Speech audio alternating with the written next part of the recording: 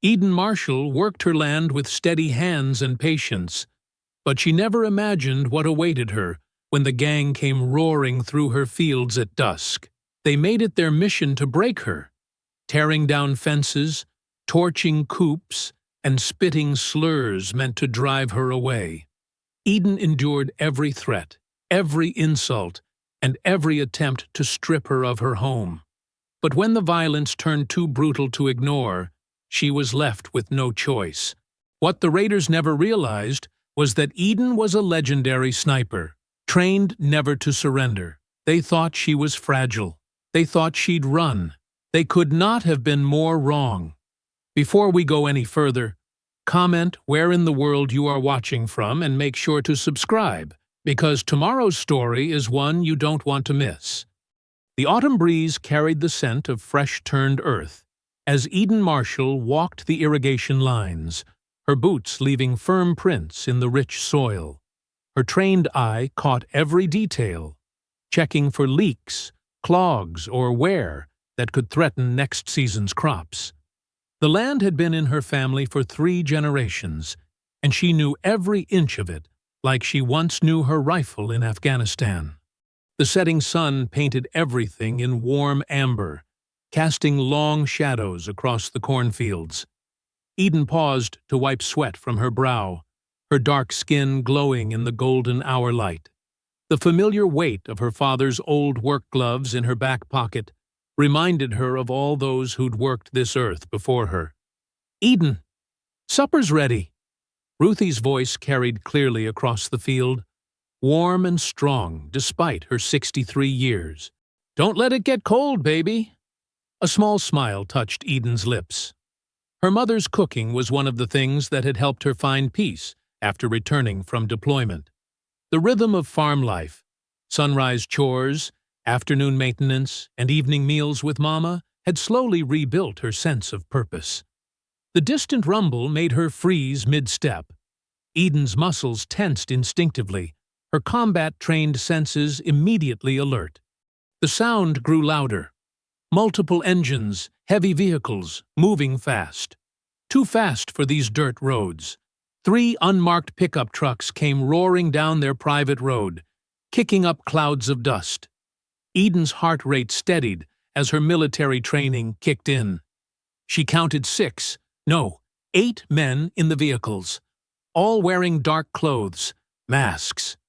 "Mama!" Eden shouted, already running toward the house. "Inside! Now!" The trucks skidded to stops near the fence line. Men jumped out, wielding baseball bats and crowbars. The first swing sent wooden fence posts splintering. Another man charged toward the chicken coops, scattering terrified birds in explosions of feathers. Eden reached Ruthie on the porch, who stood frozen, watching the chaos unfold. "Good Lord in heaven," Ruthie whispered. "Get inside, Mama." "Now!" Eden's voice was steel, brooking no argument. She guided her mother through the door, locked it, and moved with practiced efficiency to the gun safe beside the coat rack.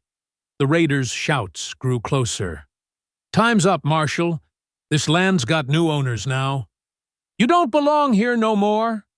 Eden's hands didn't shake as she loaded her rifle.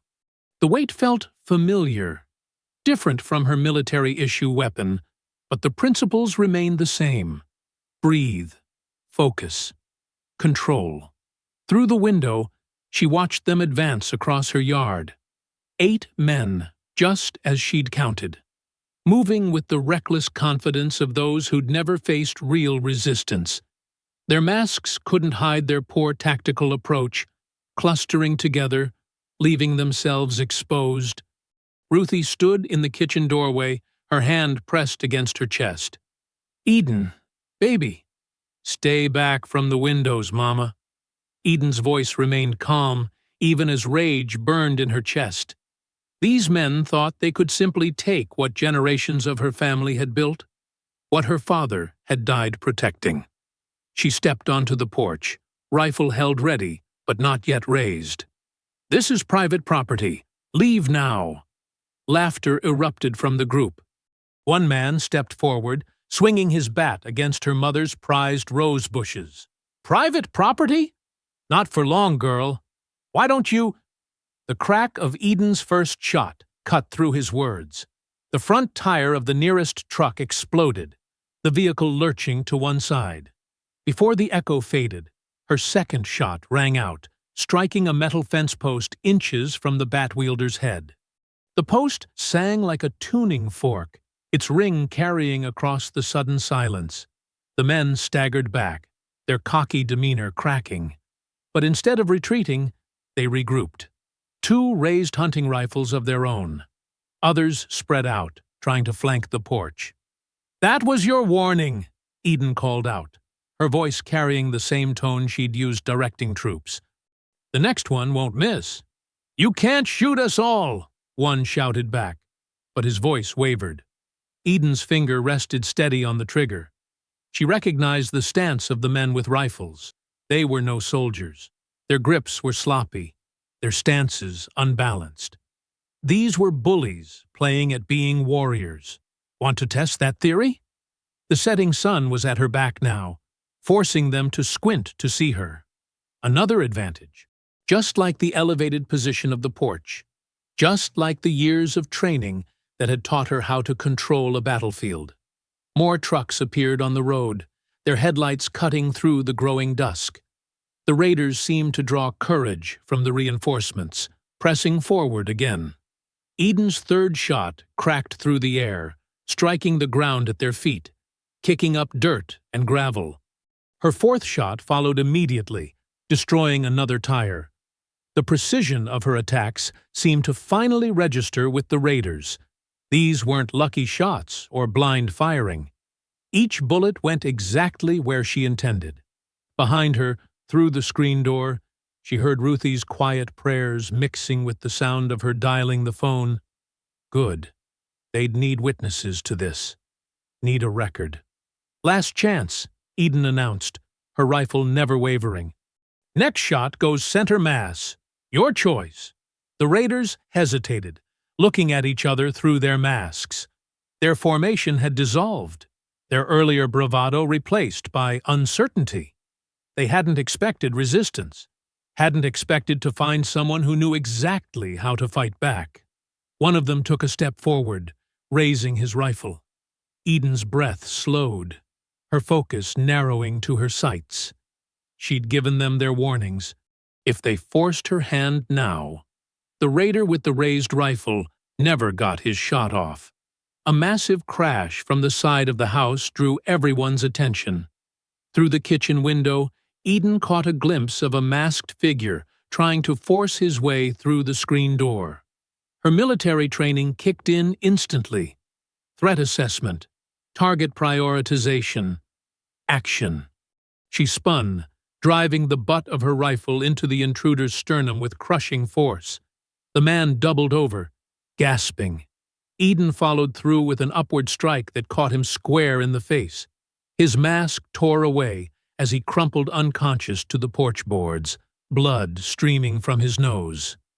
"Nobody enters my house," Eden growled, already pivoting back to face the yard. The other raiders had used the distraction to advance. Eden's rifle cracked again, the bullet slicing cleanly through one man's mask, taking it with it as it whizzed past his ear. The exposed face went pale with shock as the mask fluttered to the ground. "Jesus Christ," someone muttered. "She ain't missing. She's choosing not to kill us." The acrid smell of smoke drifted across the yard. One of her chicken coops was burning, the frightened birds still scattering in panic. Eden's jaw clenched at the senseless destruction, but her hands remained steady as she reloaded, each motion precise and practiced. These men thought violence was their strength. They'd never faced someone who'd made it their profession. The raiders spread out in a loose semicircle, brandishing their weapons. Chains rattled, bats scraped across dirt. They were trying to surround the porch, present too many targets at once. Amateur tactics. Through the window behind her, Eden could hear Ruthie's prayers mixing with the crackle of flames. "Lord, protect my baby girl." Give her strength. Keep her safe. Eden didn't need divine intervention. She had training, skill, and righteous anger on her side. As the raiders began their second push, she went to work. The closest truck's headlights exploded in quick succession, plunging that section of yard into darkness. 2 shots. 2 direct hits. Before the glass finished falling, Eden was already shifting targets. A bullet kicked up dirt inches from a chain-wielding raider's foot, making him dance backward with a yelp. Another round ricocheted off a steel fence post with a musical ping, the deflected bullet sending 3 more men diving for cover. Crap! She's playing with us! Rush her! She can't get us all! A burly raider charged up the porch steps, swinging a length of pipe. Eden sidestepped, letting the wild swing pass by. Her knee drove up into his gut, doubling him over. She grabbed his collar and slammed his face into the wooden railing with precise force. Enough to stun, not kill. He slumped to the boards, moaning. The others watched their companion go down, hesitating. Eden used the moment to pick off 2 more truck tires, the explosions making the raiders flinch. Every shot served a purpose, controlling space, denying approach angles, demoralizing her attackers. "Who the hell is this woman?" one of them shouted. A raider with a shotgun tried to circle around the side of the house. Eden put a round through his weapon's barrel, rendering it useless. The man dropped it like it was on fire, stumbling backward. Another tried to reach the unconscious man on her porch. Eden's bullet splintered the floorboard between his reaching hands. He scrambled back, cursing. "Fall back! Regroup!" The voice carried authority, despite its obvious frustration. Eden tracked the speaker through her sights. He was larger than the others, directing their movements with angry gestures. As he turned to shout another order, his mask slipped.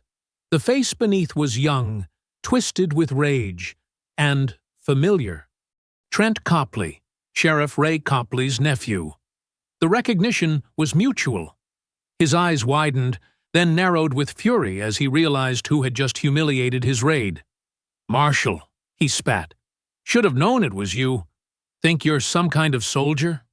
"I don't think anything," Eden replied coldly. "I know exactly what I am, and what you are." Trent yanked his mask back up, but the damage was done. "This ain't over. You hear me?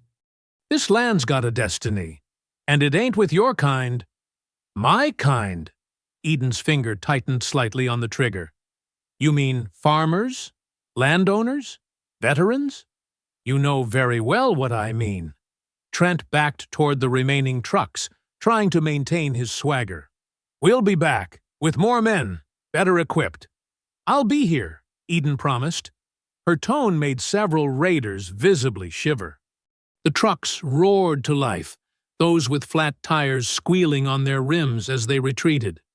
Trent was the last to leave, his mask still askew as he glared at Eden. She kept her rifle trained on them until the last vehicle disappeared in a cloud of dust and exhaust.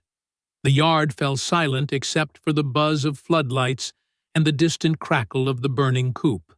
Small red lights blinked steadily from security cameras mounted under the eaves, recording devices Eden had installed after too many accidents at neighboring farms.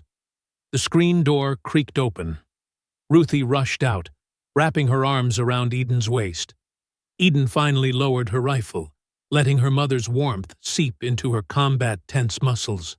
"My brave girl," Ruthie whispered, her voice shaking but proud. "My strong, brave girl." Eden's gaze remained fixed on the road where the raiders had vanished.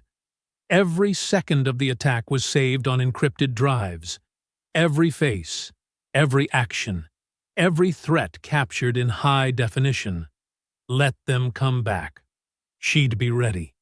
The morning sun revealed the full extent of the destruction. Eden stood in her yard, coffee growing cold in her hands as she surveyed the damage. The chicken coop was a blackened skeleton, wisps of smoke still rising from the ashes. Broken fence posts jutted from the earth like broken teeth. Tire tracks carved deep ruts through her carefully tended soil. Inside the farmhouse, Eden heard Ruthie moving about, getting dressed for court. She took another sip of coffee, grimacing at the bitter taste. On the porch, a thick manila folder sat waiting. Inside were screenshots from the security footage, showing masked men with weapons, Trent Copley's exposed face, the attempted break-in. Clear evidence of a coordinated attack. "Baby, help me with these buttons," Ruthie called from inside. "These old fingers aren't what they used to be." Eden set down her coffee and went to help. Her mother stood before the mirror in her Sunday best, a navy blue dress she saved for special occasions. Her hands trembled slightly as Eden fastened the small pearl buttons up the back. "You sure about wearing your uniform?" Ruthie asked, eyeing Eden's pressed army service dress in the mirror. "Yes, ma'am," Eden replied, smoothing her mother's collar. "They need to remember who they're dealing with. A veteran who served this country with honor. They'll try to use it against you," Ruthie warned. "Make you sound dangerous." "I am dangerous," Eden said quietly, "but only to those who deserve it." The drive to the courthouse was tense. Eden kept checking her rearview mirror, watching for followers. The manila folder sat heavy in her lap. Ruthie hummed hymns under her breath, her way of staying calm. They found Pastor Lenora waiting on the courthouse steps, her clerical collar stark white against her dark suit.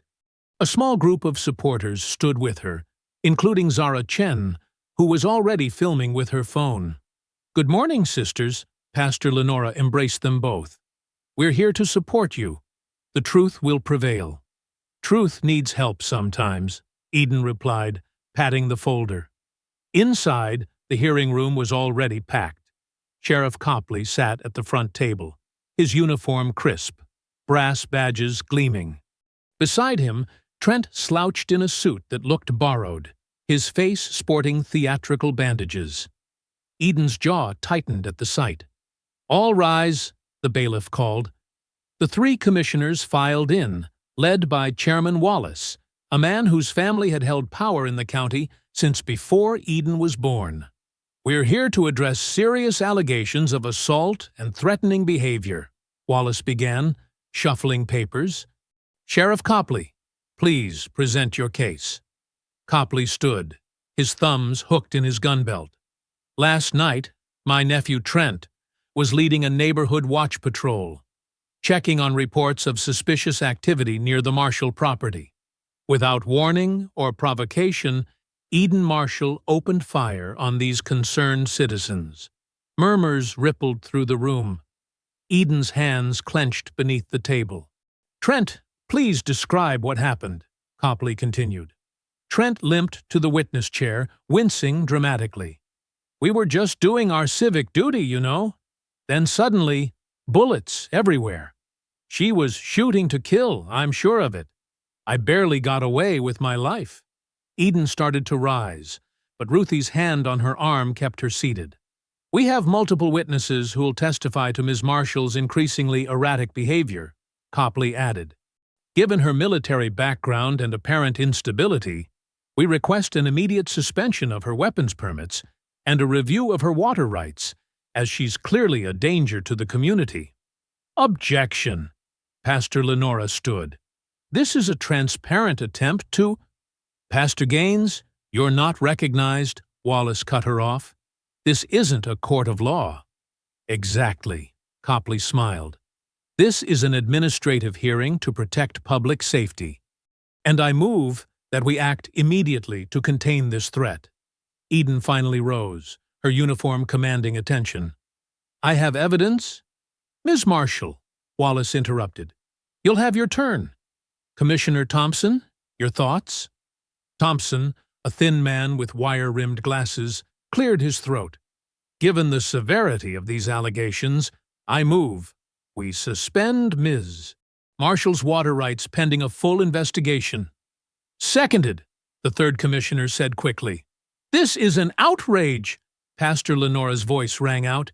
"Eden Marshall defended her property from armed attackers.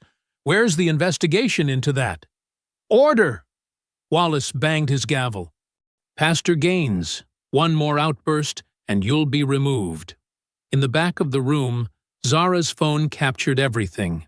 The commissioner's dismissive glances, Copley's smug expression, Trent's exaggerated limp as he returned to his seat. The motion carries, Wallace declared. Ms. Marshall's water rights are suspended pending review. Additionally, the sheriff's department will investigate charges of brandishing and assault. This hearing is adjourned. The gavel fell with finality. Eden stood rigid, her service medals catching the fluorescent light. Ruthie gripped her Bible so tight her knuckles went white. Outside on the courthouse steps, supporters gathered around Eden and Ruthie. Pastor Lenora was already organizing a prayer vigil. Zara pushed through the crowd, phone still recording. Eden, can I get a statement? Zara asked, her eyes bright with righteous anger. People need to hear the truth. Eden looked out over the town square, where Copley and Trent were holding their own impromptu press conference. Her voice was steady when she spoke. This isn't just about me, she told Zara's camera. They want every farm like mine, every black-owned piece of land that stands in their way. But they picked the wrong farmer to start with. The evening sun cast long shadows across Eden's farmyard as cars began pulling up the dirt drive. Neighbors emerged bearing covered dishes and determination. The porch quickly filled with the smell of Pastor Lenora's famous cornbread and Miguel's spicy enchiladas. Y'all didn't have to do this, Eden protested weakly, though her heart swelled at the sight of so many familiar faces. Hush now, Mrs.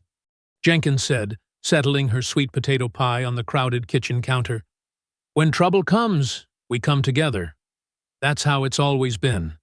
Ruthie sat in her favorite armchair, holding court as people stopped to squeeze her hand or kiss her cheek. Her earlier tension had eased somewhat, replaced by the comfort of community. Eden watched her mother's smile return, bit by bit, with each new arrival. Miguel worked his way through the crowd, a toolbox in one hand and a casserole dish in the other. Where do you want the motion sensors installed? He asked Eden quietly. I brought some extra wire, too. Later, Eden replied, touching his arm gratefully. Let's eat first. The kitchen hummed with conversation and the clink of plates. People packed onto the porch, perched on steps, or gathered in small groups in the yard. The destruction from the previous night's attack was still visible, but somehow the presence of neighbors made it feel less raw. Zara moved through the crowd with her phone, capturing snippets of conversation and quick interviews. This is what community looks like, she narrated softly. This is what they're really trying to destroy. A knock at the screen door drew Eden's attention. Darla Meeks stood there, clutching a battered shoebox to her chest. Her county clerk's badge still hung around her neck, but her usual cautious expression had been replaced by one of quiet determination. Can we talk? Darla asked. Somewhere private? Eden led her to the study, where her father's old desk still held pride of place. Miguel followed, and Zara slipped in just before Eden closed the door. Darla set the shoebox on the desk with trembling hands. What I'm about to show you could cost me my job, she said, her voice barely above a whisper. But I can't stay quiet anymore. She opened the box, revealing dozens of property deeds, some yellowed with age. I've been tracking the pattern for months, black-owned farms disappearing piece by piece. The paperwork always looks perfect on the surface, but look closer. Eden spread the documents across the desk. Miguel leaned in, his electrician's eyes catching details others might miss. These signatures don't match, he pointed out. And these dates, something's not right. Exactly, Darla nodded. They're using a nonprofit called Agricultural Heritage Preservation as a front. They pressure owners to sell or create fake transfers when that doesn't work. Then the land gets flipped to developers like Kincaid Industries. Zara's fingers flew across her phone's screen. Agricultural Heritage Preservation. Their board of directors includes Thomas Copley, the sheriff's brother. And look who their biggest donor is. Kincaid Industries, Eden finished grimly. The same company trying to build that warehouse complex on the north side of town. It's bigger than that. Darla pulled out more papers. They've been targeting black-owned farms across 3 counties. Your family's land is one of the last holdouts in this area. That's why they're coming at you so hard. Miguel studied a map marked with red X's. These properties all share something: access to the aquifer. They're not just after land, they're after water rights. Which is exactly what they suspended at the hearing today, Zara added, her voice tight with anger. It's all connected. Eden's hands found her father's old fountain pen, the one he'd used to sign every important document in his life. She pulled out the Marshall family deed from her father's desk drawer. The original, kept safe through 3 generations. My great-grandfather bought this land with cash he saved picking cotton, she said, her voice low and intense. He worked someone else's fields by day and cleared this land by night. My grandfather expanded it during the Depression, when other farms were failing. My father modernized it, put me through college with these fields. She spread her hands flat on the deed, the paper cool beneath her palms. They think they can erase all that with forged papers and crooked deals. They think they can bully and threaten us off our own land. The room fell silent, except for the distant sounds of conversation from the porch. Through the window, Eden could see fireflies beginning to dance in the gathering dusk. Her mother's laugh drifted in, mixed with the voices of neighbors who'd known her since she was a girl. We'll need to document everything, Zara said finally. Build a timeline, connect the dots. This is exactly the kind of story that can't be ignored once it's exposed. I can get more records, Darla offered, but we'll have to be careful. They'll be watching now. Miguel nodded. I'll help match up dates, properties, shell companies. My cousin's a forensic accountant. She might be able to follow the money trail. Eden stood, her decision made. Holding her father's pen, she wrote the date on a blank page, then signed her name with the same bold strokes he had always used. Below it, she wrote a single sentence. They will not take this land. This is our home, she said simply, and we're going to prove exactly how they tried to steal it. Through the study window, more cars were arriving, more neighbors coming to stand with them. The Marshall farm had always been a gathering place, a source of strength for the community. Tonight, that strength flowed both ways, from the land to its people and back again. The next morning's sun barely pierced the heavy clouds hanging over the Marshall farm. Eden stood at the kitchen counter, mechanically stirring her coffee while the morning news played on their small TV. Ruthie sat in her chair, shelling peas into a large metal bowl, her eyes narrowed at the screen. Elliot Kincaid's polished smile filled the frame as he stood at a podium downtown, his suit perfectly pressed, his manner smooth as silk. Behind him, crisp banners proclaimed, "Growing Together," in bold letters, decorated with a stylized tree logo. Our Agricultural Heritage Initiative represents a vital step forward for this county, Kincaid announced, his voice dripping with practiced sincerity. We're not just preserving farmland, we're transforming it into sustainable business opportunities that will benefit everyone. Snake, Ruthie muttered, her fingers never stopping their steady rhythm with the peas. Talking about preserving while he's trying to steal everything we have. Eden leaned against the counter, studying Kincaid's performance. He gestured to elaborate charts showing projected job growth and property values. The camera panned across a row of nodding officials, including Sheriff Copley in his pressed uniform. We understand change can be difficult, Kincaid continued, but we can't let a few resistant elements hold back progress. Our community deserves better than outdated farming practices and underutilized land. Ruthie's bowl clattered as she dropped it on the side table.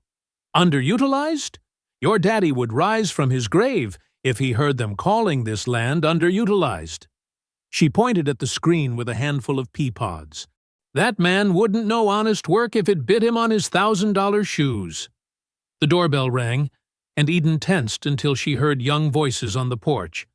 She opened the door to find Mrs. Johnson's grandchildren, Tommy and Lisa, bouncing with excitement. "Mama Ruthie said she'd teach us about the garden today," Lisa announced, her braids bobbing.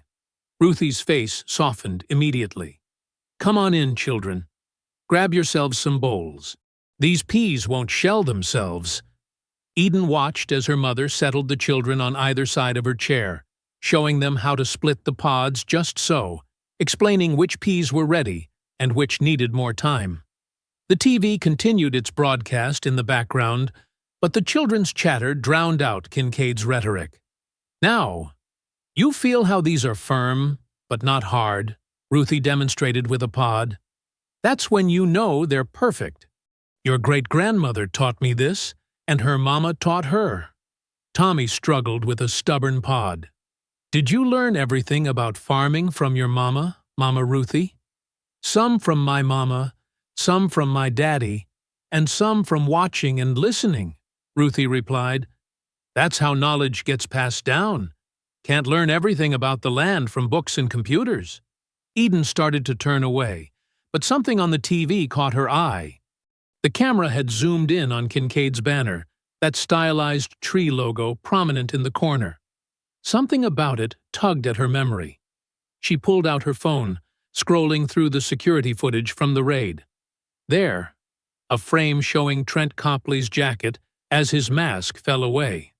On the sleeve, barely visible in the floodlights, was an embroidered patch with the same tree logo. "Those children are our future," Kincaid was saying on TV. "We owe them more than outdated traditions." Eden's jaw tightened as she studied the footage again.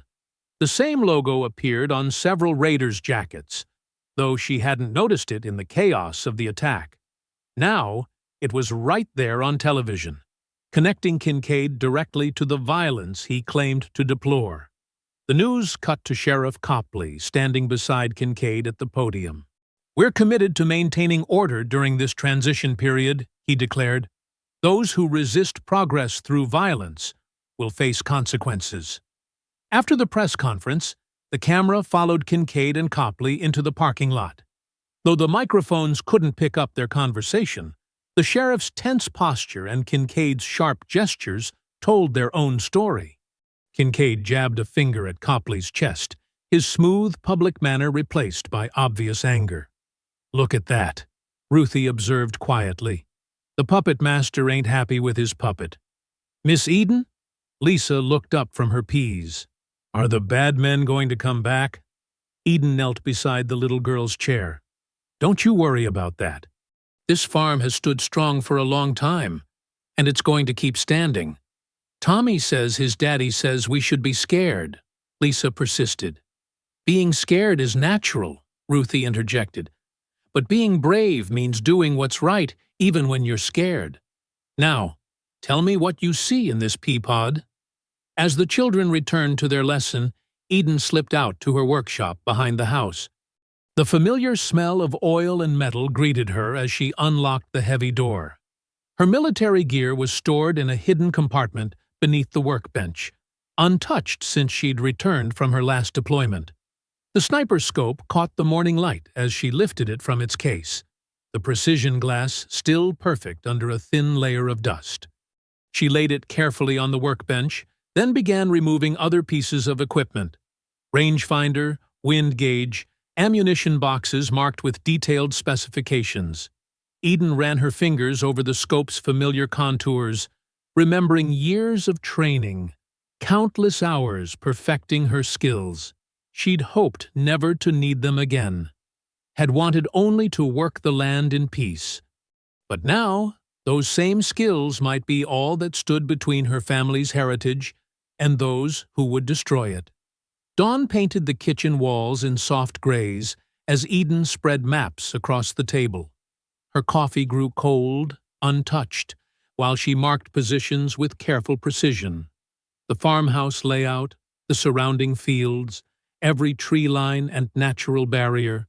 She studied them all with a soldier's eye. The rumble of trucks made her look up sharply, but these were friendly engines.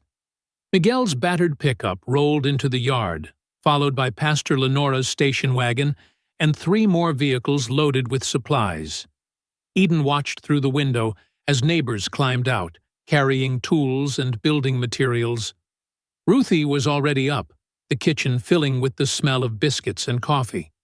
"They're here early," she said, pulling another tray from the oven. "Good people know when to stand together." Eden nodded, gathering her maps. Outside, the morning air was crisp, dew still clinging to the grass. Miguel approached with a clipboard, his work boots muddy from an early start.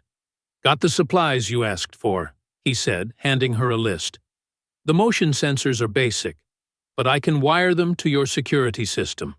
Thompson brought his post hole digger, and Pastor Lenora's got half her congregation coming." "Thank you," Eden replied, her voice quiet but firm. "We'll start with the perimeter." She led the growing group of volunteers to the farm's edge, where the old fence stood damaged from the raid. With practiced authority, she outlined her plan, pointing out key positions and vulnerabilities. These weren't soldiers, but they listened with the same respect she'd earned from her unit. "We're not just fixing fences," she explained. "We're creating defensive positions. Every post needs to be reinforced. Every gate needs multiple fail-safes." Pastor Lenora stepped forward, her strong voice carrying across the gathering. "Before we begin, let us pray." She raised her hands, and heads bowed. "Lord, bless this land and those who defend it. Guide our hands in this work of protection, not destruction. Amen." The work began in earnest. Post-hole diggers bit into earth, cement mixers churned, and new fence sections rose stronger than before.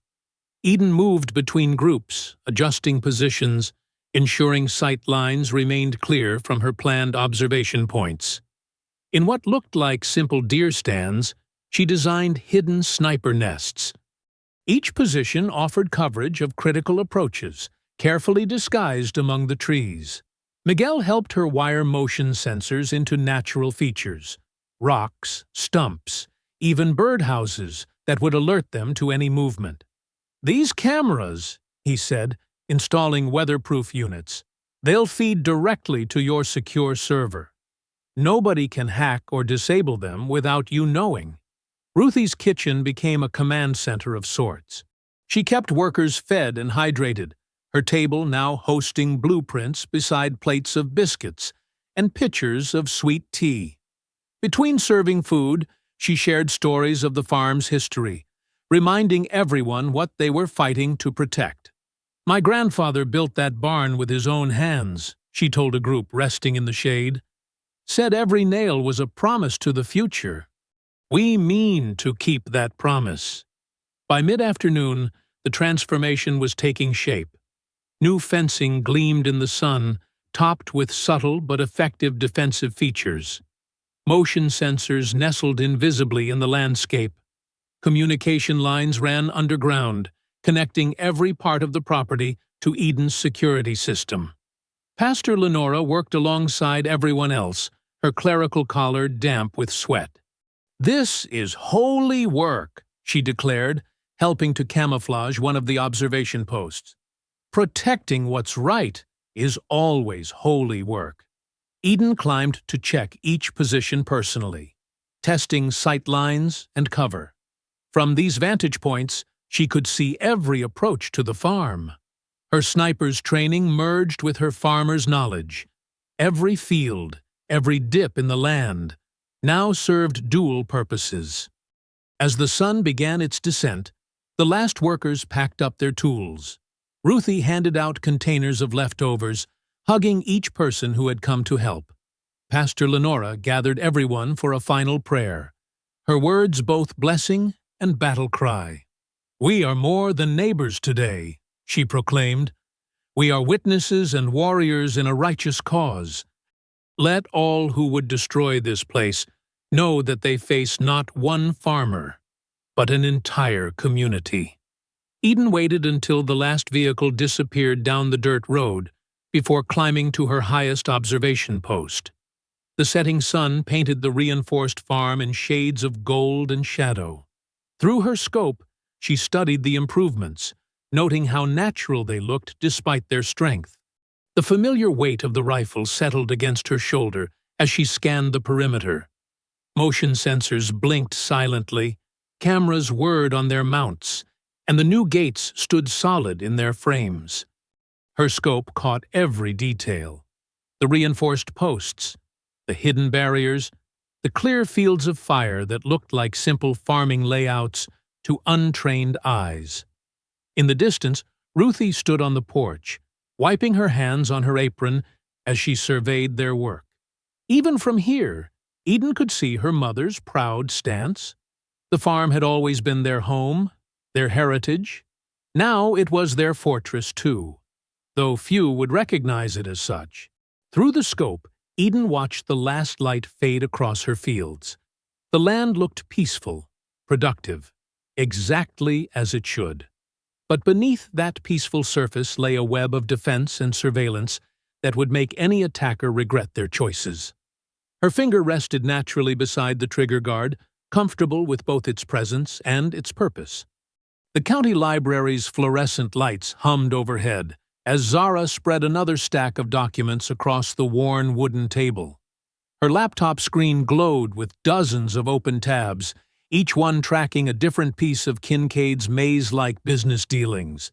Beside her, Darla methodically worked through property records, her decades of experience as county clerk, making patterns visible where others saw only chaos. "Look at this," Darla whispered, sliding a deed across the table. Her finger traced a line of signatures. Same notary stamp on all of these, but the dates don't match up. She retired 3 years before these were supposedly signed.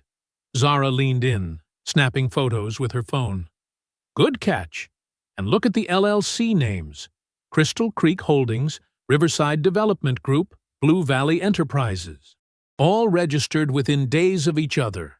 Same lawyer's office." They worked in the library's back room, away from curious eyes.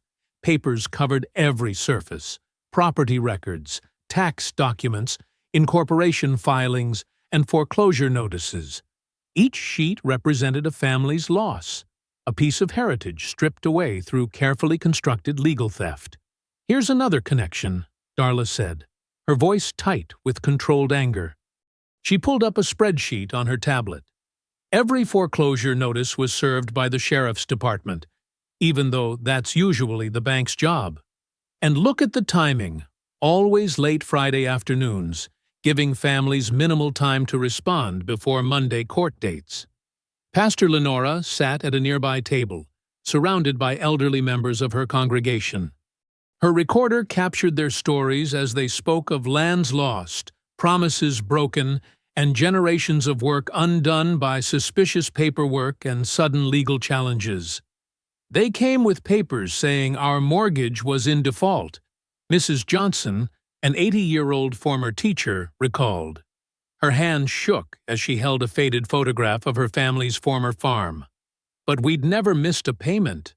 By the time we proved that, they'd already sold the land to one of those companies." Zara's fingers flew across her keyboard, connecting dots. Kincaid's nonprofit, Future Growth Initiative, received millions in grants for community development. But look where that money went.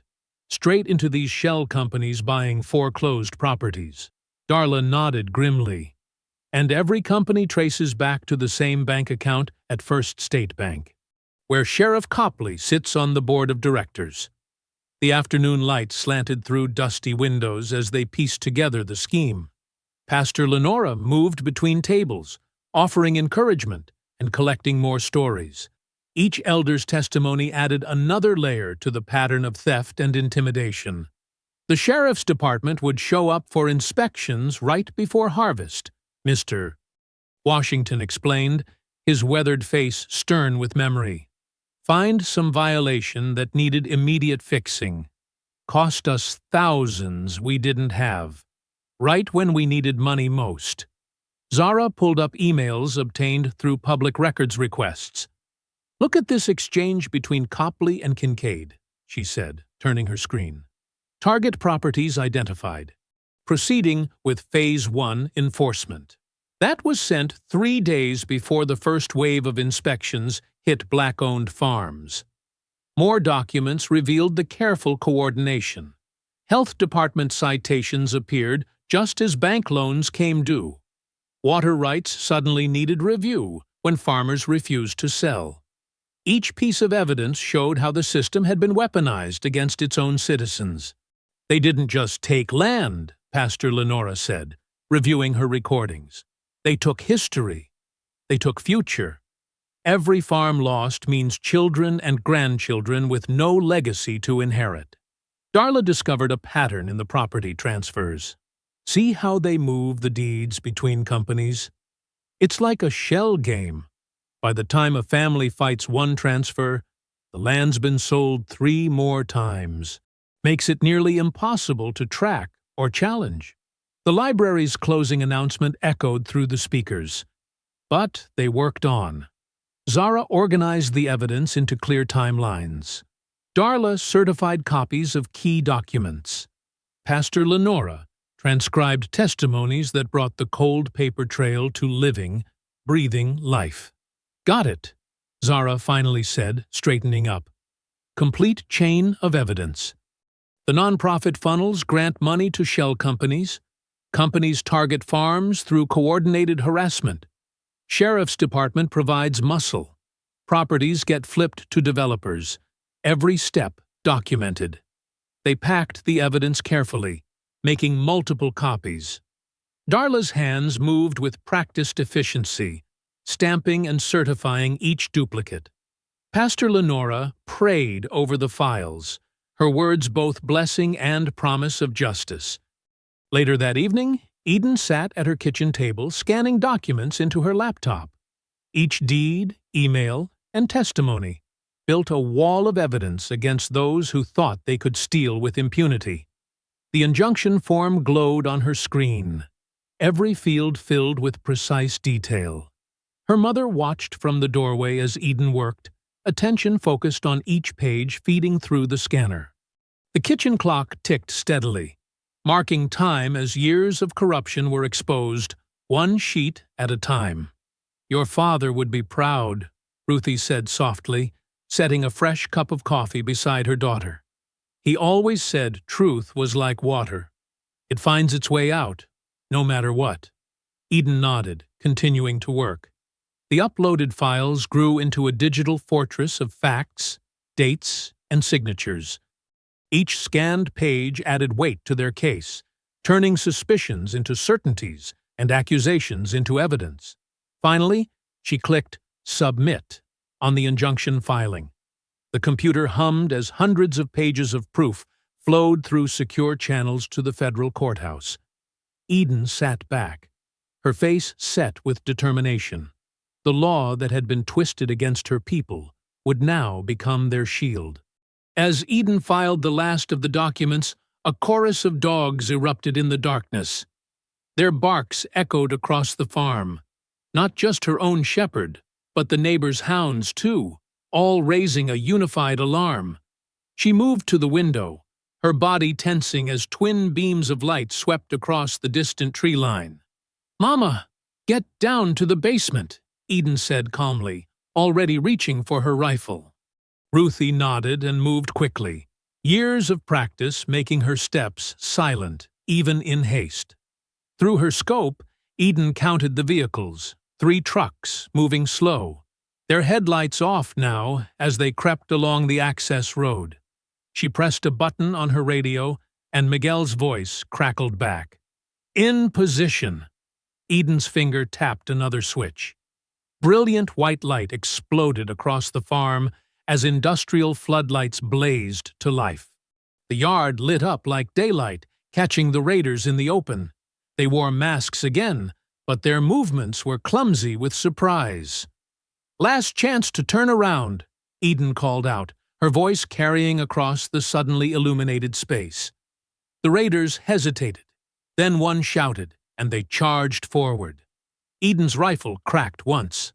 The lead truck's engine died with a screech of metal on metal, steam hissing from its punctured radiator. The precision shot had threaded between other components, targeting the engine block exactly. "Holy crap," someone whispered in the sudden silence. The raiders regrouped, spreading out with flashlights, sweeping the darkness beyond the floodlit zone. Eden's second shot shattered one of the lights, the glass tinkling as it rained down. The man holding it yelped and stumbled backward. From the shadows, phones and cameras recorded everything. Eden had positioned her neighbors carefully. Miguel on the west side, Pastor Lenora's son in the trees to the east, Zara's team by the north fence. Every angle covered, every action documented. A raider swung a crowbar at one of the security cameras. Eden's third shot split the metal tool in half, the pieces clattering to the ground. The man stared at the broken handle in his hand, then threw it down and ran. That broke their nerve. Raiders scrambled back to their vehicles, tripping over each other in their panic. Engines roared as they tried to turn around in the tight space. One truck's tires spun in the mud, and Eden's fourth shot took out its back tire, the rubber shredding with a loud pop. "She's not human!" someone screamed. The remaining trucks fish-tailed as they accelerated away, leaving their disabled companion behind. The driver and passengers abandoned it, sprinting into the darkness. For several minutes, only the buzz of the floodlights and the settling sounds of dogs broke the silence. Then Miguel emerged from his hiding spot, walking toward Eden with a low whistle. "You've scared them off," he said, looking at the abandoned truck still steaming in the yard. Eden lowered her rifle slowly, scanning the shadows. "Not enough," she replied. "They'll escalate." She climbed down from her position as neighbors emerged from their observation posts. The air smelled of gunpowder and crushed grass. Zara rushed over, holding up her phone triumphantly. "Got everything," she said. "Crystal clear footage from 3 angles. They can't deny this one." Eden nodded but kept scanning the darkness beyond the lights. Her training told her to stay alert. The immediate threat was gone, but the night wasn't over. The dogs had settled, but remained tense, tracking something in the distance. Miguel examined the disabled truck while Pastor Lenora's son called the sheriff's department, not because they expected help, but to establish an official record. Eden knew deputies would take their time responding, probably waiting until the truck somehow disappeared. "Look at this," Miguel said, waving Eden over. He pointed to a stack of papers in the truck's back seat. Building permits, already filled out with tomorrow's date. Eden's jaw tightened. The raiders hadn't come just to intimidate this time. They'd planned to start construction, probably thought they could force the issue with physical presence. The permits would have made it harder to remove any structures they managed to start. "Smart thinking with the engine shot," Miguel continued, examining the precise hole in the radiator. "Disable the vehicle without risking anyone's life. Your old sergeant taught you well." "Wasn't trying to teach them a lesson," Eden said, checking the perimeter one more time. "Just making sure they couldn't hurt anyone else." The neighbors helped document everything. Tire tracks, shell casings, dropped tools. Each piece of evidence carefully photographed and logged. Eden had taught them military precision in these tasks, knowing every detail might matter later. Ruthie emerged from the basement once Eden gave the all-clear. She moved through the yard with purpose, checking on the frightened animals, soothing them with practiced hands and soft words. The chicken coop had been rattled, but not damaged this time. "They're learning," Ruthie said as she worked. "Learning you won't be scared away. Learning this land remembers who it belongs to." Eden helped her mother with the animals, their movements synchronized from years of working together. The night air had grown cool, and Eden could smell rain approaching. Good weather for the crops, she thought automatically, even in the midst of all this. The neighbors gradually dispersed, each taking copies of their recordings, each knowing their role in what would come next. Miguel stayed to help Eden repair the damaged fence section where the raiders had first pushed through. The floodlights still blazed, pushing back the darkness, creating a circle of harsh clarity around the farm. Eden left them on. Let them see, she thought. Let them know we're watching. Let them know we're ready. The morning sun blazed down on the courthouse steps as Eden and Ruthie made their way through the crowd. Supporters packed the wide stone staircase, holding handmade signs and wearing T-shirts with "Stand with Eden" printed across the front. Pastor Lenora's congregation stood together, their Sunday best bright against the gray stone building. Eden walked tall, her back straight, dressed in a crisp blue button-down tucked into pressed jeans. She'd polished her work boots until they gleamed. Ruthie kept pace beside her in a flowered dress, her silver hair catching the light. They looked like what they were, farmers who worked their land with pride. Eden! Eden! The chants started soft, then grew louder as people recognized them. Hands reached out to touch their shoulders, offer encouragement. Children from the church waved small flags with their farm's logo. Miguel and his family had brought their instruments, guitars and a small drum, ready to celebrate or protest depending on the outcome. Zara pushed through the crowd with her camera rolling. "How are you feeling about today?" she asked, holding out her microphone.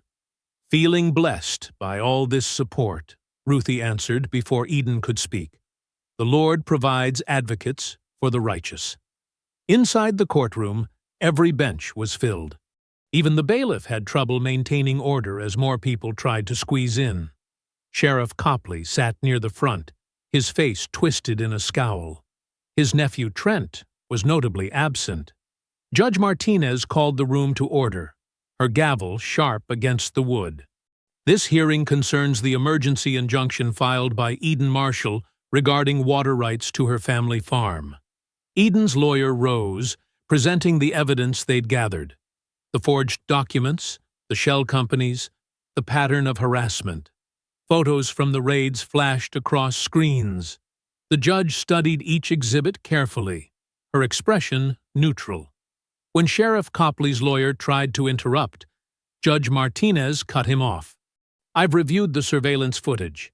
I've seen the permit applications dated before properties were legally acquired. Do not insult this court's intelligence." A murmur ran through the crowd. Eden felt Ruthie's hand squeeze her arm. "Furthermore," the judge continued, "the attempt to restrict water access appears to be a clear violation of existing easement laws."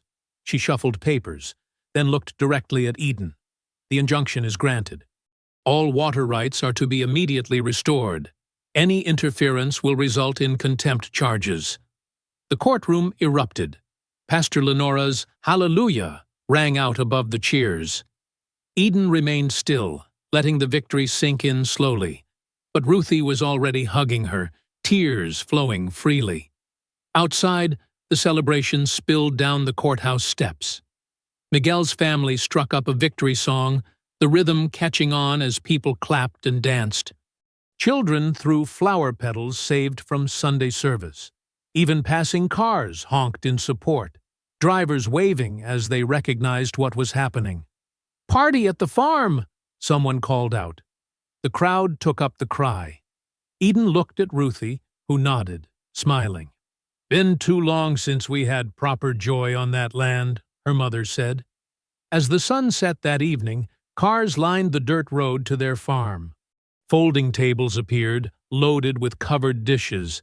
Pastor Lenora's famous sweet potato pie, Miguel's wife's tamales, Darla's cornbread, dishes from every kitchen that had supported them. Strings of lights hung from the old pecan tree, transforming the space where they'd fought raiders just days before. Now music floated through the branches, and children played tag between the adults' legs. The air smelled of good food and summer flowers. Eden moved through the crowd, accepting hugs and congratulations. She noticed how people had naturally spread out to guard the property lines while they celebrated. Miguel's cousins by the north fence, church deacons walking the east border, younger folks casually patrolling the west. Even in victory, they stayed vigilant. Ruthie held court from her favorite chair, telling stories about Eden's grandfather working this same land. Young parents brought their children to listen, knowing they were hearing history that textbooks wouldn't teach. The oral tradition continued, passing strength to the next generation. When Miguel's son started playing a slow song on his guitar, Ruthie stood up and held out her hand to Eden. "Dance with your mama," she commanded. Eden hesitated. She hadn't danced since before her deployment, but Ruthie insisted. They swayed together under the lights, mother and daughter, moving to the gentle music. Eden remembered learning these steps as a child, Ruthie guiding her across their kitchen floor. Now she led, supporting her mother's smaller frame, their shadows merging on the grass. "Your daddy would be so proud," Ruthie whispered. "He always said you had his fire, and my sense." The song ended, and others took their turn dancing. Eden stepped back, watching her community celebrate. Darla's granddaughter taught Pastor Lenora's son some new dance moves. Miguel played his guitar while his wife sang. Paper plates and plastic cups filled with good food passed from hand to hand. Later, as the crowd began to thin and the night grew cooler, Eden found herself alone under the pecan tree. The lights twinkled above her like stars brought down to earth. She could hear Ruthie's laugh from the porch, still entertaining the last guests. She touched the rough bark of the tree, feeling the strength that had weathered countless storms. "Maybe we can win," she whispered, the words carrying her hopes into the darkness. Eden stood in her kitchen, staring at the empty seed trays. The spring planting window was closing fast, and her seed order had vanished into thin air. The shipping company claimed no record of it, despite her confirmation number. "Third supplier this week to have problems with our order," Ruthie said from her chair by the window. She was mending one of Eden's work shirts, her needle flashing in the morning light. "Just like the feed store suddenly being out of everything we need." Eden's jaw tightened. She'd expected pushback after winning the injunction, but this was different. A slow stranglehold designed to choke their farm without leaving evidence. Her phone buzzed. A text from Miguel. "Deputies pulled me over again. Third time this week. Said my trailer lights were out. They weren't." Before she could respond, another message came through, this time from Darla. "They're parked outside my store, checking permits all day. Scaring customers away." Eden's hands clenched around her phone. She'd seen the patrol cars circling like vultures, targeting anyone who'd stood with them at the courthouse. Pastor Lenora had found her church's parking lot blocked by routine inspections every Sunday. The message was clear: support Eden Marshall, face consequences. Zara arrived around noon, her usual energy dampened. Dark circles showed under her eyes. "They got my podcast removed," she said, dropping into a kitchen chair. "Platform says it violated community guidelines. But that's not the worst part." She pulled out her phone, showing Eden a series of messages. Death threats, detailed descriptions of her home, pictures of her car taken at night. "I'm not stopping," Zara said quickly. "But people need to know what's happening. They're not just coming after the farms anymore. They're trying to silence everyone who speaks up."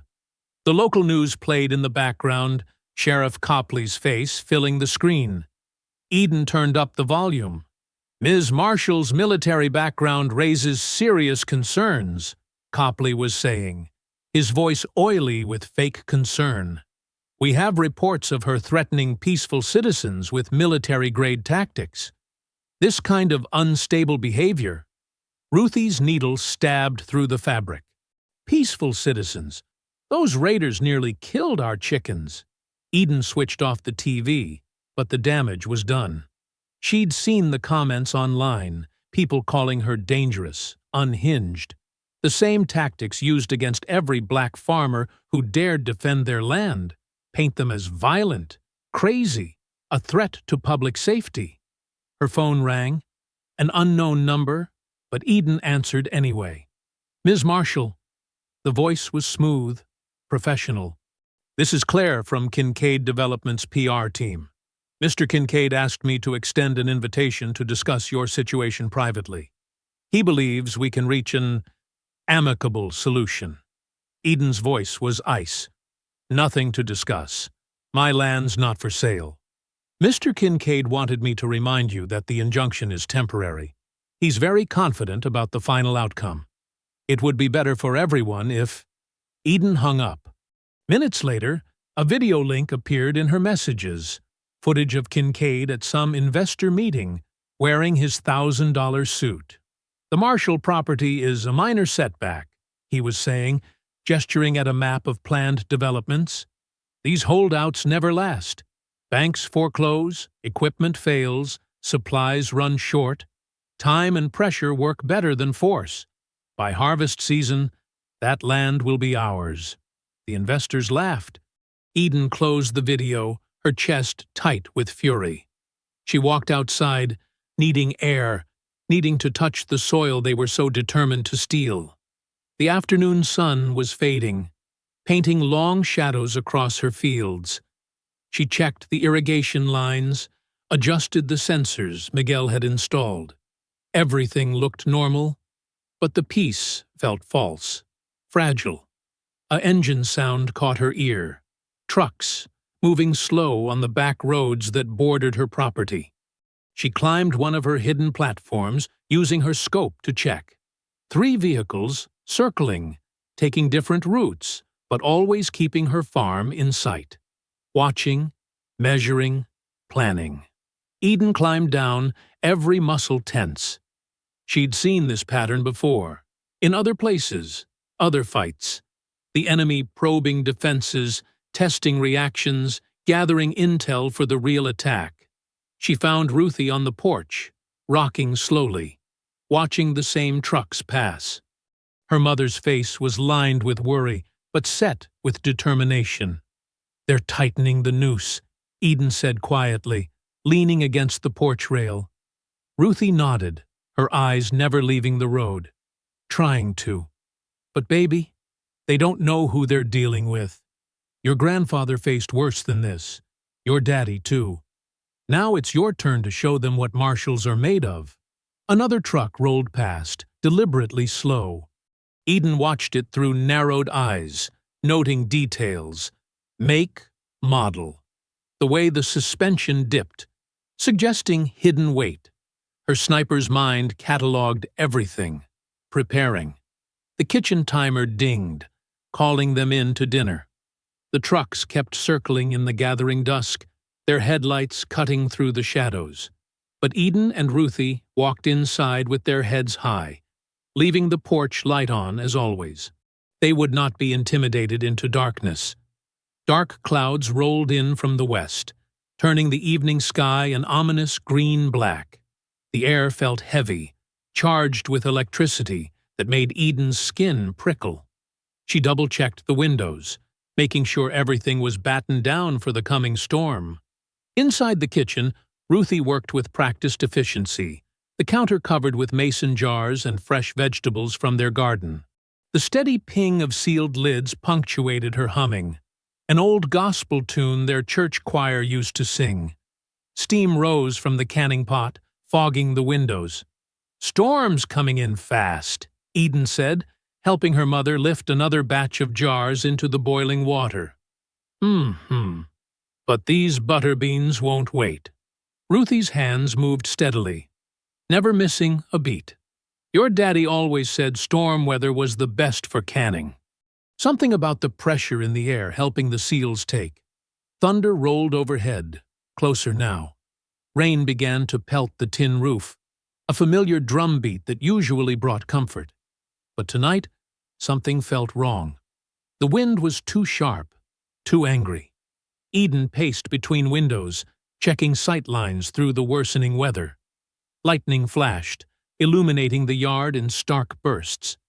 The barn stood dark against the sky, their newest calf sheltered inside with the hay and equipment. A flash of movement caught her eye, shadows moving where they shouldn't be. Eden grabbed her rifle, but another lightning strike showed only empty space. The rain was coming down in sheets now, reducing visibility to mere feet. Ruthie's humming continued, a calm counterpoint to the storm's fury. "Hand me that funnel, baby." These last few jars, the smell hit them first, sharp, chemical, wrong. Then orange light bloomed through the rain. Fire! Eden was moving before the word fully left her mouth. The barn was burning, flames already climbing the walls despite the downpour. She heard screaming, their calf trapped inside. She sprinted through the rain, Ruthie right behind her. The heat hit like a wall as they got closer. Eden kicked the barn door open, smoke billowing out. The fire was everywhere, spreading too fast for natural causes. She could smell gasoline. "The calf!" Ruthie pushed past her, heading for the frightened animal's stall. Eden grabbed for her but missed. "Mom, wait!" The roof creaked ominously. Eden plunged into the smoke after her mother. She found Ruthie struggling with the stall gate, the calf panicking behind it. Together, they got it open. Eden grabbed the calf's halter, pulling it toward the door. A support beam crashed down behind them, sending up a shower of sparks. The smoke was getting thicker. Eden heard Ruthie cough, then stumble. "Mom!" She caught Ruthie before she fell, half carrying her while still dragging the calf. The door seemed miles away. Headlights cut through the rain. Neighbors arriving, drawn by the fire's glow.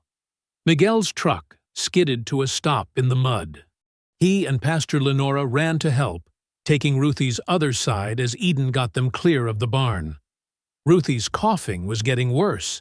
She couldn't catch her breath, her lips taking on a bluish tinge that terrified Eden. Someone had called 911.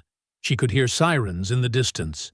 The barn was fully engulfed now, the rain useless against the intensity of the flames. More neighbors arrived with buckets and hoses, forming a line to protect the house, but the barn was already lost. Eden held her mother, watching decades of history burn. The ambulance arrived first, paramedics quickly loading Ruthie inside. Eden wanted to go with her, but there was too much that needed handling here. Pastor Lenora squeezed her shoulder. "I'll ride with her. You take care of things here." The fire trucks came next, but too late to save anything. They contained the blaze, keeping it from spreading to the fields, but that was all. Eden answered their questions mechanically, describing how fast it had spread, the smell of accelerant. They nodded grimly, taking notes. Dawn broke gray and miserable. The rain had finally stopped, leaving everything slick and dripping. The barn was a skeletal ruin, still smoking in places. Eden sat in the ashes, her rifle across her lap, staring at the twisted remains of equipment, at hay bales reduced to char. Her phone buzzed. The insurance company, responding to her emergency claim. Denied. Pre-existing structural issues, they claimed. No coverage for suspected arson. Pastor Lenora had texted updates through the night. Ruthie was stable, being treated for smoke inhalation. They wanted to keep her for observation. The calf was at Miguel's place, scared but unhurt. Eden's hands tightened on her rifle. The barn had stood for 3 generations. Her grandfather had built it, her father had maintained it, and now she touched the ashes, letting them stain her fingers black. This wasn't just about property damage. They'd tried to kill her mother. More messages came in, neighbors offering help, storage space, supplies. The community's support should have been comforting, but Eden barely registered it. She was focused on the tire tracks leading away from the barn, already half washed away by the rain. 2 sets, deep in the mud. The raiders had waited for the storm's cover, knowing it would slow emergency response times. She stood slowly, muscles stiff from sitting in the wet ashes. The morning sun tried to break through the clouds, casting weak light over the destruction. Eden didn't move, her rifle ready across her lap, keeping watch as the farmyard came alive with the normal sounds of morning. But nothing about this morning was normal. Nothing would be normal again until she ended this, one way or another. The hospital room was too quiet, broken only by the steady beep of monitors and Ruthie's labored breathing. Eden sat beside the bed, her hands clasped around her mother's weathered fingers. The doctors said Ruthie was improving, but seeing her like this, small and fragile against white sheets, made Eden's chest ache. "Baby." Ruthie's voice was hoarse from coughing. "There's something in my closet you need to get. Top shelf? Blue shoebox?" Eden started to protest, not wanting to leave, but Ruthie squeezed her hand. "Go on now. Bring it back here." At home, the farmhouse felt empty without Ruthie's presence. The kitchen still smelled of burned sugar from the abandoned canning, jars sitting half-processed on the counter.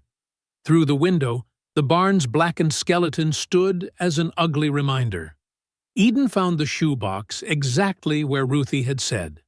Inside were dozens of letters, carefully preserved, many with army postmarks.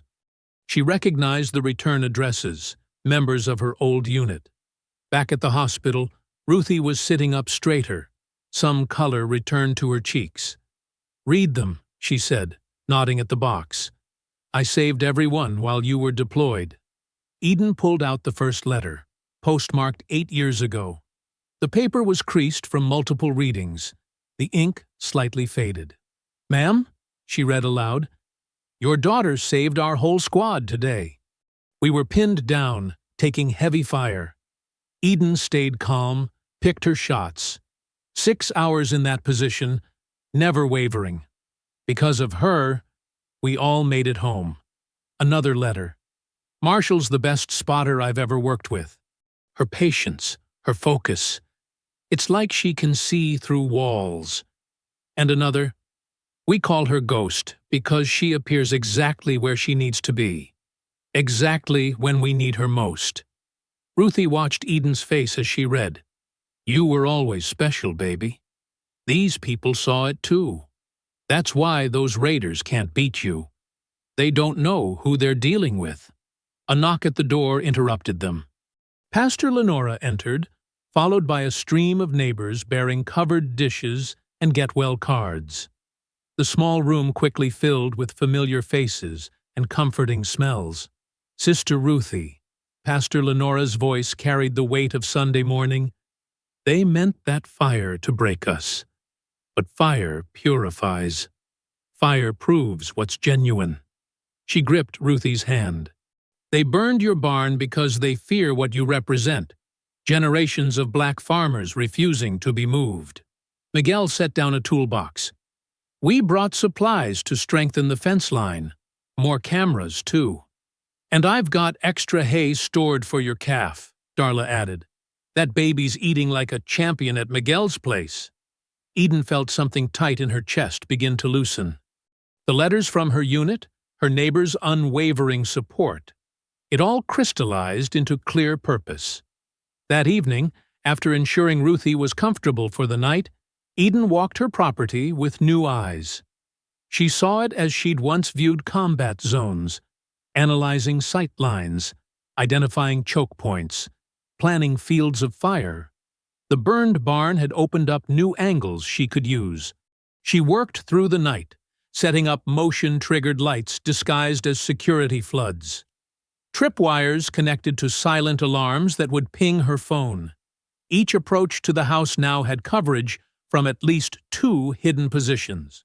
The old deer stands became sniper nests, camouflaged with fresh branches. She placed range markers, innocent-looking fence posts and garden decorations at key distances. Any vehicle coming down the drive would have to pass through multiple pre-sighted zones. Near dawn, Pastor Lenora arrived with coffee and biscuits. She watched Eden check the new security camera feeds on her laptop. "You're not just protecting your land anymore," the pastor said quietly. "You're standing for everyone they've pushed out. Everyone they plan to push out." Eden nodded, making final adjustments to a motion sensor. "I know. That's why it has to end here." Throughout the day, more neighbors came to help.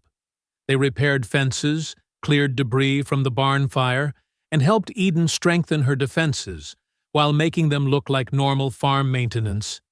Every delivery of food or tools came with offers of support, with quiet promises to stand witness when the raiders returned. As dusk approached, Eden climbed to her highest position, a reinforced platform hidden in the crown of an old oak tree. Through her scope, she could see the entire property. The drive, the fields, every approach. Distance markers glowed faintly in her night vision. The letters from her unit were folded in her pocket, their words echoing in her mind. Ghost. That's what she needed to be now. Patient, precise, present. The sun dipped lower, painting the sky in shades of orange and purple. Eden settled into position, her breathing slow and steady. Her scope swept the perimeter in practiced patterns. Everything was ready. "Come then," she whispered, her voice carrying the same calm certainty she'd had in combat. The darkness deepened, but Eden remained still, waiting. She was exactly where she needed to be. The morning sun streamed through the windows of Lou's diner, casting long shadows across the cracked vinyl booths. Zara Chen sat hunched over her third cup of coffee, checking her watch every few minutes. The breakfast crowd had thinned out, leaving only a few regulars nursing their cups at the counter.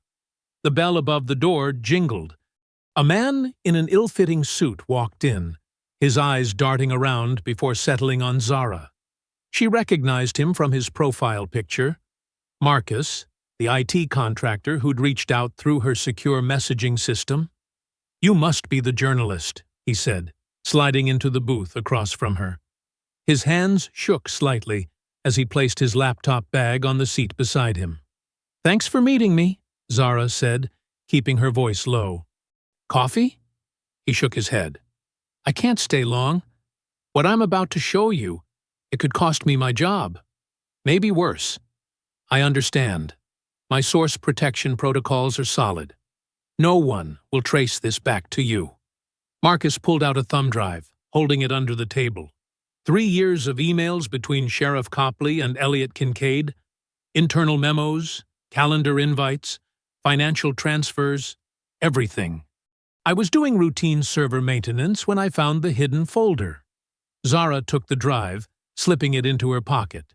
"What made you decide to come forward?" "My grandparents lost their farm in '85. Same pattern, sudden tax reassessments, water rights disputes, harassment. When I saw these emails," he swallowed hard. "History's repeating itself. Someone needs to stop it." She nodded, sliding him a burner phone. "If you think of anything else, use this. One time only, then destroy it." After Marcus left, Zara drove straight to the county clerk's office. Darla Meeks was already waiting in her cramped back room, surrounded by stacks of property records. "Show me what you got," Darla said, clearing space on her desk. Zara plugged in the thumb drive. Hundreds of emails populated the screen. They started reading, their expressions growing darker with each message. "Look at this one," Zara pointed. "Kincaid to Copley. Once the Marshall property is cleared, we can begin Phase 2. The Foundation's investors are getting impatient." Darla pulled up property maps on her computer. Phase 2. Here. All these parcels marked in red. Every one of them black-owned farms. They spent hours cross-referencing emails with land records. A clear pattern emerged. Kincaid's foundation would identify target properties. Then Copley would find ways to pressure the owners. Bogus citations, suspended permits, arbitrary fines. When owners couldn't pay, the foundation would swoop in with lowball offers. "This is coordinated theft," Darla muttered, printing another document. "They've been planning this for years." Zara's phone buzzed. A message from her editor. The barn fire story was going viral. Comments poured in from across the country. many sharing similar experiences with land grabs disguised as development. "We need to get this to the feds," Zara said, "but it has to be airtight. One mistake, and they'll bury it." Darla pulled out a fresh accordion file. "I'll certify copies of everything. Property records, tax assessments, water rights documents. My stamp makes them legally admissible." They worked through lunch, organizing evidence chronologically. Zara wrote a detailed timeline, linking each email to corresponding official actions. Darla added notarized affidavits from other farmers who'd been targeted. By late afternoon, they had assembled a comprehensive dossier. Darla sealed each section with official county stamps, her hands steady despite the risk she was taking. 23 years I've worked here," she said quietly. "Watched good people lose everything because the system was rigged against them. Not this time." They drove to Eden's farm as the sun was setting. The yard was busy with neighbors helping repair fire damage, their headlights illuminating the blackened barn frame. Eden met them on the porch, her rifle never far from reach. Dark circles under her eyes suggested she hadn't slept much since the fire. "Show me," she said, leading them inside. At the kitchen table, they laid out the evidence. Eden read each page carefully, her expression hardening as she saw the scope of the conspiracy. Emails discussing her mother by name, plans to make an example of their resistance. "Look at the dates," Zara pointed out. "They started targeting your water rights months before the first raid. The violence was Plan B. All legal on paper," Darla added. "That's how they've gotten away with it so long. But these emails prove criminal conspiracy." Eden spread the papers across the table, arranging them like she might plan a tactical operation. "How many copies?" "3, Zara said. "One for the FBI field office, one for my editor's safe, one for your records." "My contact at the Bureau is ready to move," Darla said. "But they need everything perfect. One procedural mistake, and Kincaid's lawyers will shred it." Eden picked up the main envelope, feeling its weight. All those lives, all that pain, reduced to papers and printouts.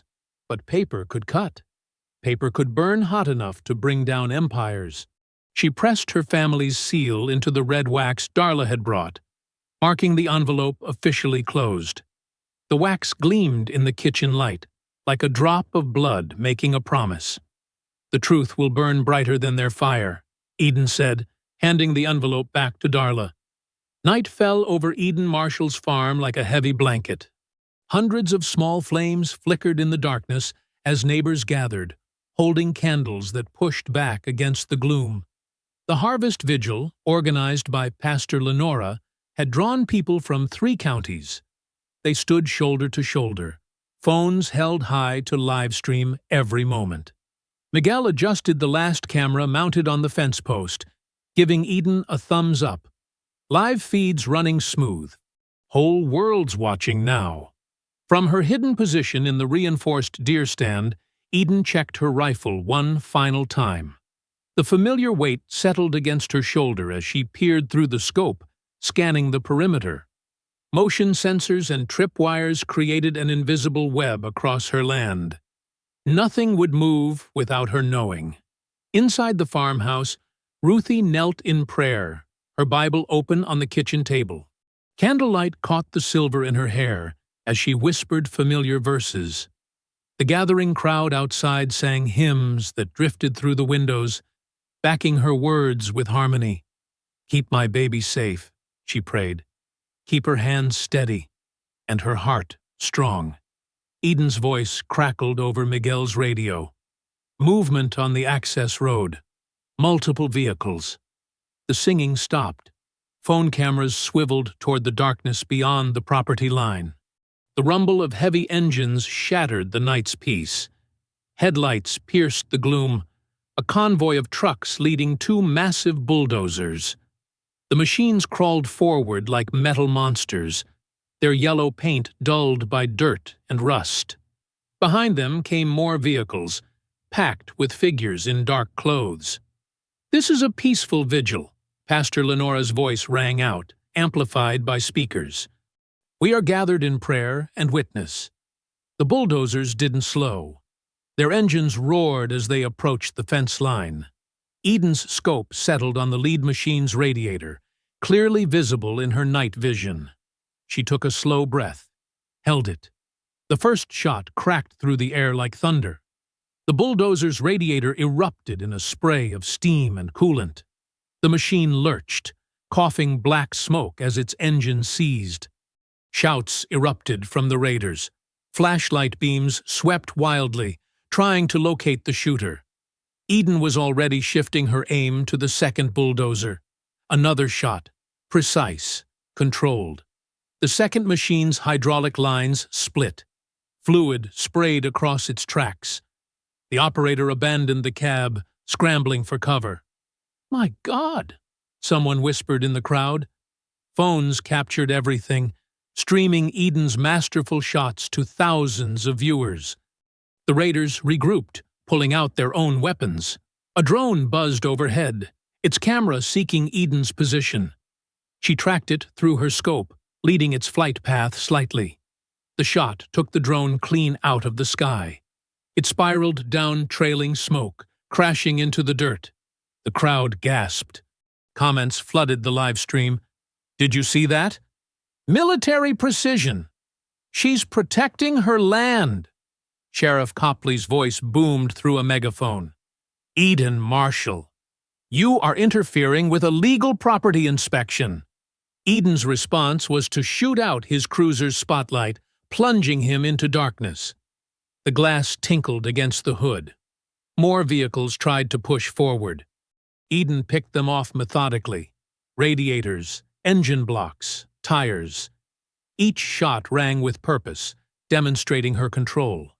No one was hit, but every bullet sent a clear message. You will not take this land. The raiders' confidence cracked. Some broke for their trucks, retreating into the night. Others huddled behind their vehicles, unwilling to advance against an unseen shooter. Sheriff Copley's face twisted with rage. "All units, move in. Now." Deputies hesitated, looking at the disabled vehicles and the growing online audience. Before they could decide, new lights appeared on the horizon, red and blue strobes, accompanied by sirens. "Federal agents!" a voice thundered through professional-grade speakers. "Everyone freeze!" Black SUVs roared onto the scene. Agents in tactical gear poured out, weapons raised. The crowd parted to let them through, phones recording every second. "Sheriff Ray Copley." An agent in a suit stepped forward, holding up a badge. "You're under arrest for conspiracy, corruption, and civil rights violations." Two agents grabbed Copley before he could reach his gun. They cuffed him as he sputtered threats and denials. The live stream caught his face as the cuffs clicked shut, defeat and fury warring in his eyes. Trent tried to run, but didn't make it 3 steps before agents tackled him. He went down screaming about his uncle's protection, his bravado finally shattered. The last arrest was the sweetest. Elliot Kincaid arrived in his luxury SUV, probably hoping to watch his plan succeed. Agents surrounded his vehicle, ordering him out with guns drawn. "This is ridiculous," he said as they cuffed him. "I'm a philanthropist. I help communities grow." "Tell it to the grand jury," the lead agent replied. "We have your emails." The crowd erupted in cheers as the 3 men were led to separate vehicles. Phones captured every moment. The corrupt sheriff ducking into a car, his nephew crying as he was driven away, the developer's smooth facade finally cracking. Eden watched it all through her scope, finger still steady on the trigger. She wouldn't relax until the last agent cleared her property. Years of military training had taught her that victory wasn't complete until the field was secured. Pastor Lenora's voice rose above the chaos. "Let justice roll down like waters, and righteousness like a mighty stream." The crowd took up the chant. Candles lifted higher. phones streaming light into the darkness. On screens across the country, viewers watched justice arrive at last on Eden Marshall's farm. Weeks passed like seasons changing, steady, inevitable, full of growth. The new barn stood proud against the autumn sky, its fresh wood gleaming in the afternoon light. Community hands had raised it in just 3 days, the work punctuated by laughter and shared meals. The structure was stronger than before, reinforced with steel beams and lined with fireproof materials. Ruthie sat in her favorite rocking chair on the wraparound porch, a large bowl of peas in her lap. Her fingers moved with practiced grace, the shells splitting open with soft pops. A breeze carried children's laughter from the learning garden, where Miguel taught a group about companion planting. "See how the marigolds protect the tomatoes?" His voice drifted up. "Nature gives us partnerships. We just have to listen." Eden stepped out onto the porch, wiping sweat from her forehead. She'd spent the morning installing new irrigation lines with a group of neighboring farmers. The co-op seed exchange program was flourishing, bringing people together to share knowledge as much as seeds. "Mama, you seen the morning news?" Eden asked, settling into the chair beside Ruthie. Ruthie smiled, her eyes crinkling at the corners. "Sure did. Federal grand jury's been busy. The indictments had come down like summer rain, steady and cleansing. Sheriff Copley faced 20 years for corruption and civil rights violations. His nephew Trent had turned state's evidence, spilling details about years of orchestrated harassment against black farmers. Kincaid's empire was crumbling as investigators uncovered layers of fraud. "They're talking about millions in restitution," Eden said, taking a handful of pea pods from her mother's bowl. "Not just for us, for every family they pushed off their land." "The Lord works in mysterious ways," Ruthie hummed, "sometimes through a sniper's scope." Eden chuckled, but her eyes remained serious. "We're teaching people to protect themselves legally now. Darla's running workshops on deed verification. Zara's showing folks how to document everything." Down in the learning garden, a little girl squealed with delight as she discovered a ripe tomato hidden beneath broad leaves. The sound carried across the property, mixing with the gentle clinking of wind chimes Miguel had hung from the new barn's eaves. Pastor Lenora's car pulled up the drive, kicking up dust. She stepped out carrying a stack of papers and a laptop. Since the night of the vigil, she'd been coordinating with lawyers, making sure every affected family got their due. "Eden," she called, waving the papers. "Just got word. They're extending the claims deadline. More folks coming forward every day." Eden nodded, satisfaction warming her chest. The story had spread far beyond their county, inspiring other communities to stand up against land theft schemes. Her farm had become a symbol of resistance, but more importantly, it was becoming a center of learning. 3 times a week, she taught tactical property defense, everything from security camera placement to creating clear sight lines. But she emphasized that the strongest defense was community. "Your neighbors are your best alarm system," she'd tell them. "Build those relationships. They're harder to break than any fence." A truck pulled up loaded with seedlings for the next day's exchange. Eden recognized the driver, a young farmer whose family had lost land 20 years ago. They were using the restitution money to restart, this time with the co-op's support. "Got those heritage tomatoes you wanted," he called out, jumping down from the cab. "My granddaddy's strain, saved through 3 generations." Ruthie beamed. "Bring them up here, son. Let me see what your people grew."